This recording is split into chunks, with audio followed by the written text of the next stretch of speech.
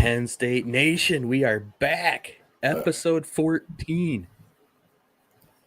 I mean, it doesn't even feel like we've been doing this for a month. We're almost on month number 3, and we have literally talked about 1%, maybe I'll give it 3% football. You know, you got to celebrate the little victories in life. Our last live was our first live that went over 100 views. What? Yeah. What? It was our first live that went over 100 views. Let's go. Hey, thank you to everybody. Okay, we see you. Okay, we see you. Thank you so much. That's news. All right, so this isn't some kayfabe or anything. This is literally news to me. That is awesome to hear. So shout out to the Penn State fans, dude. Oh my goodness. Wow. Okay, I feel awesome. Right? Like, in the grand screens, it's not much, but for us, it is. Like, right here. Okay? At the end of the day, it's right here. That's what it matters. You guys, listen, when we're at the Penn State press conferences in 2 years asking James Franklin questions, it's going to be because we started right here. Okay? Right here. We won't forget you guys. Right? When we're the most popular Penn State podcast in the nation in a couple of years, it's all because we started right here. Wow. 100. Okay. Talk about and doing it organically. Love it. Okay. Enough talking about us. I know that you have some interesting information to bring us. I do. Big Ten Network was at Penn State practice the other day. And even though he's a Michigan guy, Jake Butt, former Michigan tight end, he's I actually like him. He's actually pretty unbiased when it comes to his coverage of college football. Would you like me to read this? Yeah, so right here is his offensive breakdown on Penn State from that practice. All right, here we go. Look at the old Jake Butt. All right. Penn State football, Penn State on Big Ten Network. Let's talk ball. Simply put, wide receivers will be better. They reload again at tight end. Best running back duo in college football, ? Certainly one of them. Alter has a top 10 potential, real chance to prove it with all the weapons this year. Nittany is known for being creative, and now he has a ton of toys to play with, like Picasso with all the colors on a blank canvas. I expect art. Okay. That being said, my opinion based on what I saw, the O-line is legit. That's the strength in my opinion. If I had to choose a formula with the offensive line, tight ends, and running backs, and understanding having to beat Ohio State and Oregon, I would take a page out of the Michigan playbook and heavily emphasize running the ball. Dictate the terms and tempo of the game. Keep OSU offense on the sidelines. Wear down those defenses. That will only further opening up the passing game. It's kind of an anti what we expect to see with all the fun formations and creativity, but I really believe they can get into big personnel and bully. They can get into big personnel and bully teams. Okay, personnel. You should put an accent on that. Curious to see how that plays out in short yardage and goal line situations. Thank you for coming to my okay. All right. So, okay. Thank you for coming to my TED Talk. Yeah, that's personal, not personnel. He spelled that one wrong. Okay, just making sure I saw that. There's an E there, not an A. Whew. Okay. Now, since I just read that, a couple things that I really want to take out of this that we have been preaching since the day we started this podcast. Offensive line, Nittany, running back duo. He's just preaching everything we were talking about a month ago. Yeah, we don't even get to see the practices. Like we just know. We're just in this. We know it, and it's so funny, like that. It's like I've said this so many episodes now, and it's like me beating a dead horse, but we're all on the same page. Yeah, what I take from it is Penn State is good to great on every level. Quarterback, up here. Running back, up here.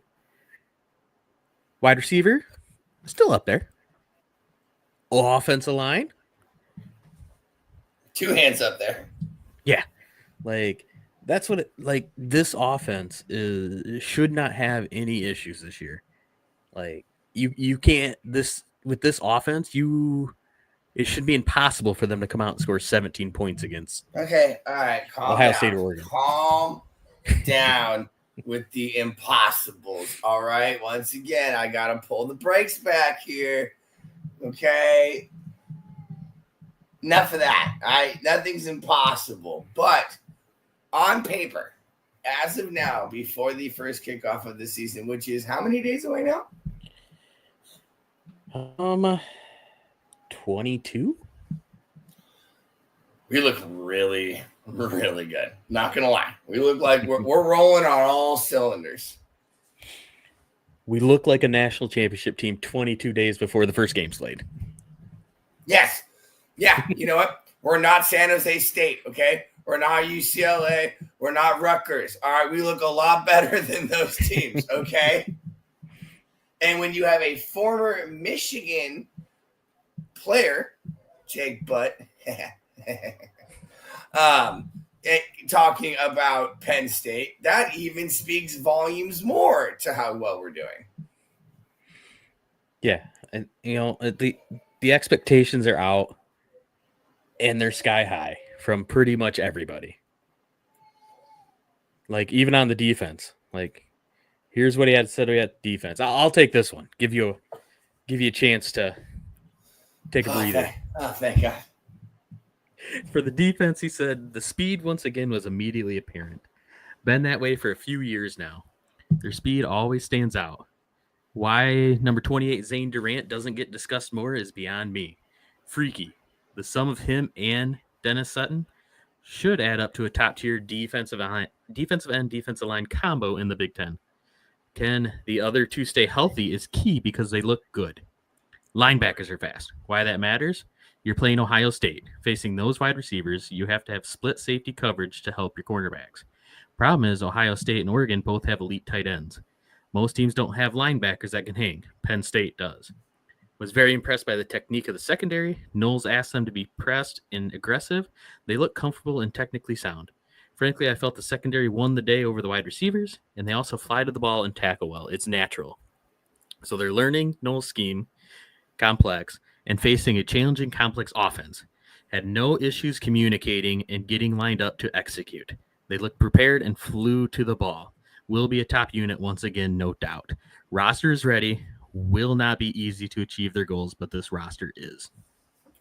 Playing that pro ball, a professional style team for a professional style event, The national championship's no joke here. You have to come into the season with that expectation. It can't be, and I mean, there are teams that can do it. You see the Cinderellas, people who are halfway through their seasons and go, oh, we might actually have a shot at this. No, this is the type of team that needs to be walking into the season thinking, it's now.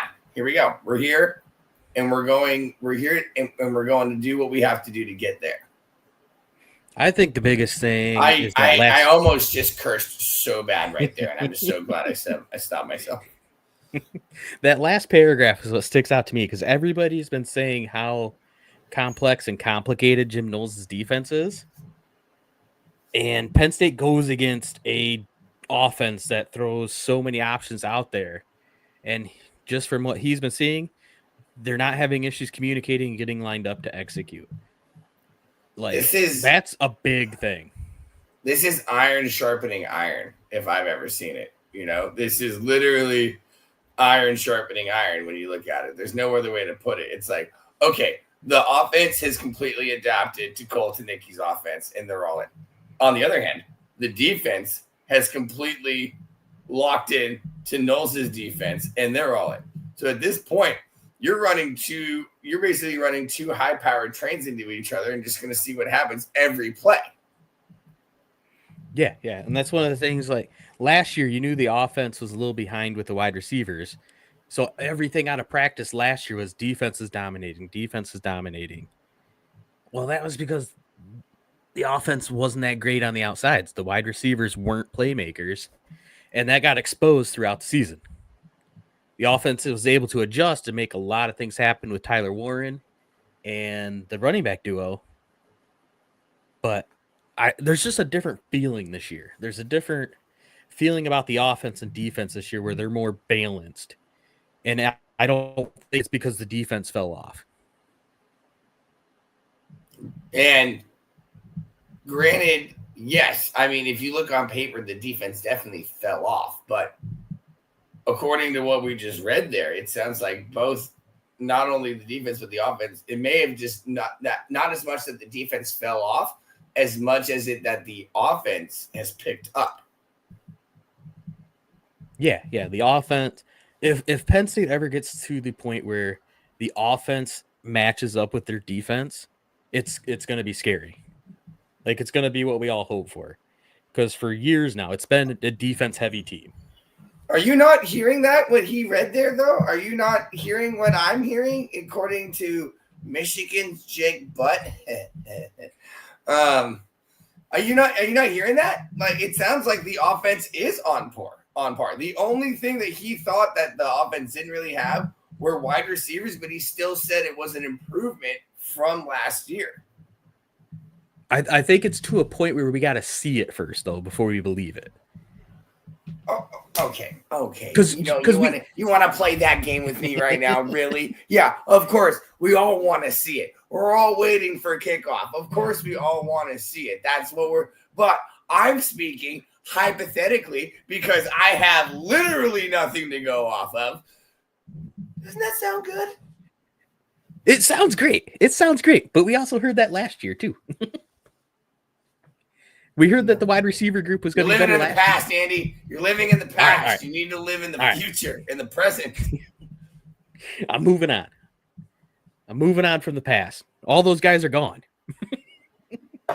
Except for, like 60 of them. But that's neither here nor Clifford. there. Well, wide receiver group, all that's left is like Clifford. That is literally it. We have a bunch of new, and literally my favorite word that Butt used in that entire thing was toys. How many times have I said the word, Knowles and Colton, they've got all these new toys they get to play with. And I'm so happy that Butt was able to put that in there because that's literally what you have at this point. You got a bunch of new toys to play with, and you got to see if you like them or you don't. Yeah, for sure. And the season can't come soon enough.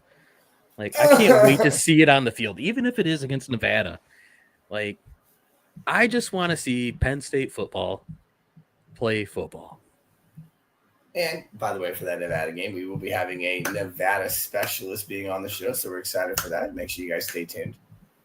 Yeah, stay tuned for that. We are bringing in we found a Nevada expert. We found one. He is top end. So that's going to be really cool Nevada week. One thing we do have to talk about is there are some position battles. Oh, yeah. There's actually big news is one of the defensive ends is moving to defensive tackle to help out with the depth. So transfer Nittany White, who was a 5-star defensive end, who chose to go to Texas A&M, transferred back to Penn State. They're moving him from defensive end to defensive tackle this year. It's a big move. People don't think that going from end to tackle is a big move, but that is a massive move. Yeah. Reports are coming out that he's gained 20 pounds already. So it seems that he's already beefing up for that more of an inside role, which you got to be a little bigger than if you're on the edge. I mean, it would be nice if you could be the size of a defensive tackle on the edge, but unfortunately, it doesn't make sense. You have to move and I think I said this last week. I used the term "moving earth." or on Tuesday. You gotta. And when you're in there, when you're in the trenches, you got to move earth at the end of the day.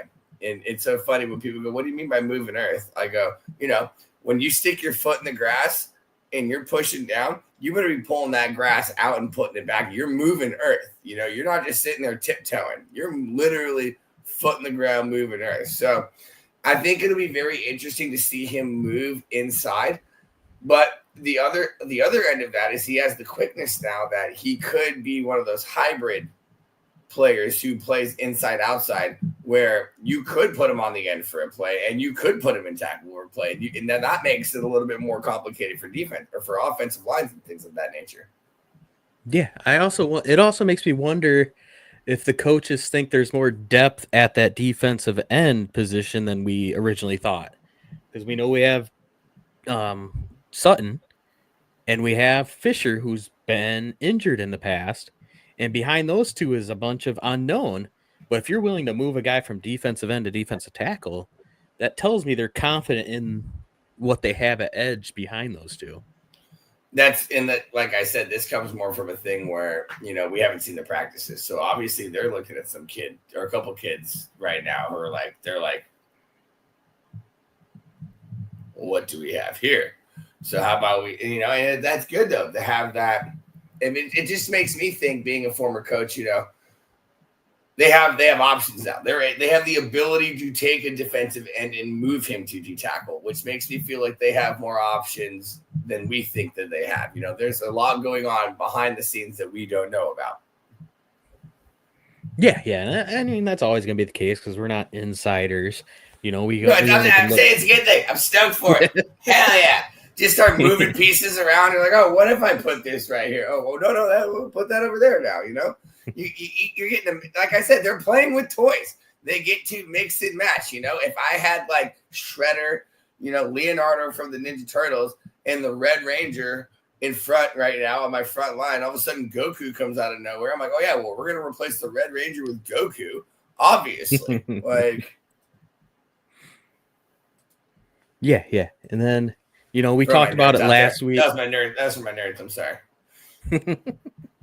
I know we talked last week about quarterback 2, between Smolik and Grunk, and how that battle's going to go throughout pretty much the season is what James Franklin's saying. So we won't touch too much on that. There was one more thing. I'm trying to bring it up here. We had a interview with the new running back coach for Penn State. Right. I am here for debate. I am here for. Dear God. Coming in hot. Ladies and gentlemen, we're still new. We're still new. We're working on this. This is David Pollock saying how Notre Dame's running backs are better than Penn State's running backs. One about all those different things. You have a complement of a 1 and 2 because Allen obviously can be the hammer. He's rushed for over 2K. He can be physical. And Singleton has a little bit more of the lightning, more of the receiving. Like, they're a great duo. They're great backs. The difference to me is Jeremiah Love is the best back, period. And the difference for me, too, is when you go to the other guys, I think you have more variety. You have 3 guys that can do different things. Penn State's running back room is elite. It's elite of elite. I'll still take Notre Dame's over Penn State's, and that's not an insult. That's not an insult, but it's the truth. This man is smoking crack. Right? Like, I don't think he realizes what Penn State's running back 3 and 4 look like. They're 4 and 5 star guys that we saw glimpses of last year. Corey Smith broke a couple big runs last year. I'm sorry, just 1 second. I'm sorry. Ah! Okay, I'm good. Thank you. Yeah, like, there's stuff behind Singleton and Allen that most people haven't seen. Corey Davis broke off a couple of big runs last year. Quentin Martin didn't see the field a lot last year. He's a 5-star guy. But to say Notre Dame has 3 running backs that can do, like, we're talking about the best running back group. I mean, it's hard to clear Singleton. I want the schedule. Well, I want to know who Notre Dame plays. Who Notre Dame plays this year? They get their hard games out of the way early with Miami and Texas A&M, and then they can kind of put it into cruise control. That thing is loading on my computer right now, and this is making me mad. Where? Give me the schedule. No, I don't want StubHub. Oh my dude. Okay, if you pull this up before me, I'm gonna be upset. But okay, thank God. No, there we go. Thank you, Jesus. All right, Miami, Texas A&M, Purdue, Arkansas, Boise State, North Carolina State, USC, Boston College, Navy, Pittsburgh. Oh my God, this is a trash schedule. Shut up. If this running back doesn't rush for 2,000 yards, I'm going to personally. First of all, who was the gentleman explaining to us what that was? Who was that gentleman? Pollock. He was he basically got kicked off of College Game Day for Pat McAfee. Good, because that guy doesn't know his head from his butthole. You don't come at. Come see me, David. You want this smoke? Come see me, dog. Don't let this little tiny ass friend fool you. You don't come at us and tell us Notre Dame's better at us than anything. Those are one of the most hated hated teams on this channel. Oh my God! Look at your schedule. Oh, we play Miami, unranked. Oh, we play Texas A&M, unranked. Okay, congratulations. Do you play a ranked team? I think Miami is ranked, or will be ranked. Or unless they're not just showing ranks on this. Whatever. That's absurd. Okay, you know what? Let's just go into the roster here. Let's take a look. Look at that. Oh, wow. I have the Notre Dame roster right here. Oh, would you look at that? Isn't it crazy how these things just pop up in life? All right. Oh, you're not going to show me. Sometimes life just doesn't want you to succeed.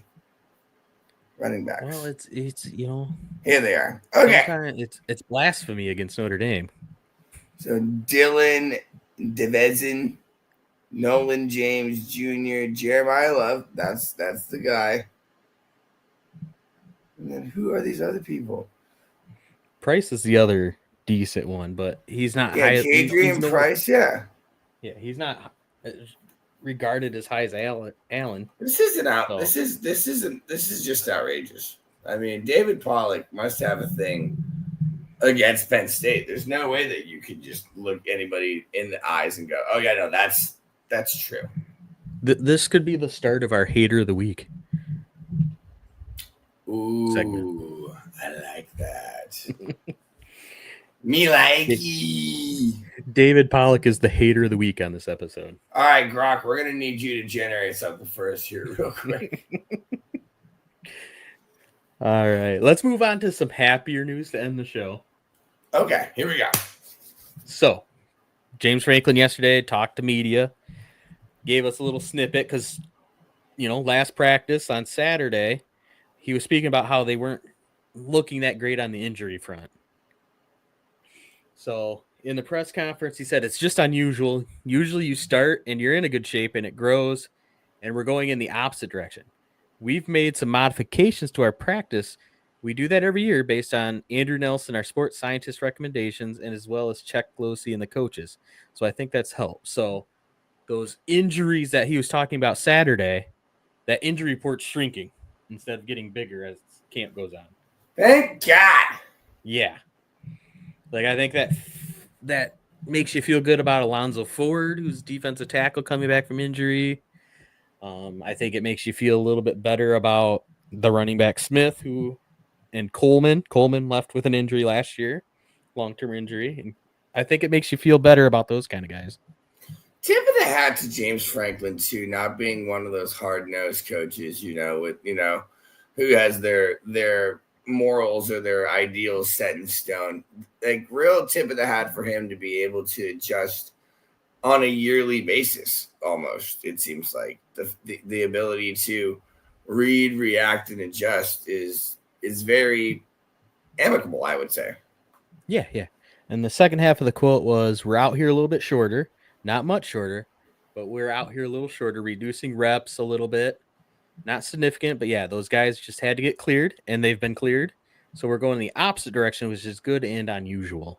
So I think it's James Franklin's ability to adjust things on the fly and make the changes needed to keep this team healthy, and he knows it's a long season.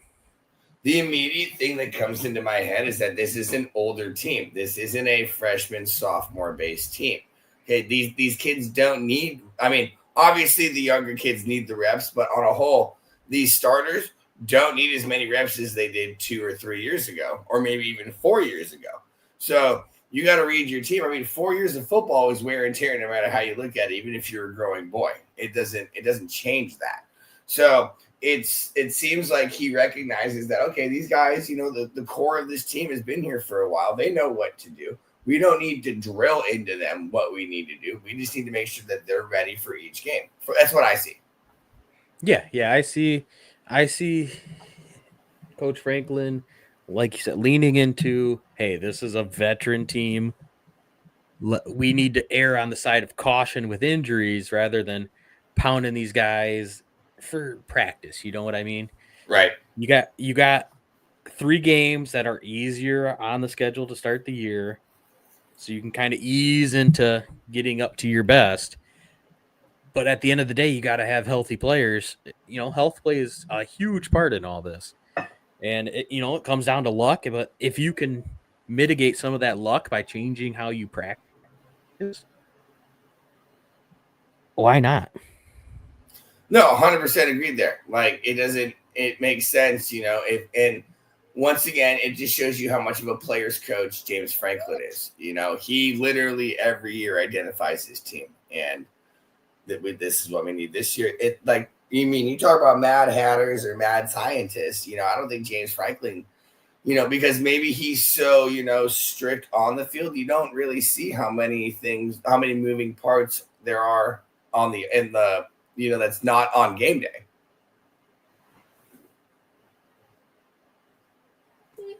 Right. No, and 100%. So going forward with that, you just need to realize that, like, this team is evolving. We've seen this team evolve. We've made sure that, and we've been preaching this stuff since the day we started. So you can go and check the previous episodes. You can go 2 weeks back. You can go 4 weeks back. You can go 6 weeks back. We're not changing anything that we're talking about here. So, and I think the cool thing that I've preached I'm going to say it again. I said it earlier in the episode, is synchronicity.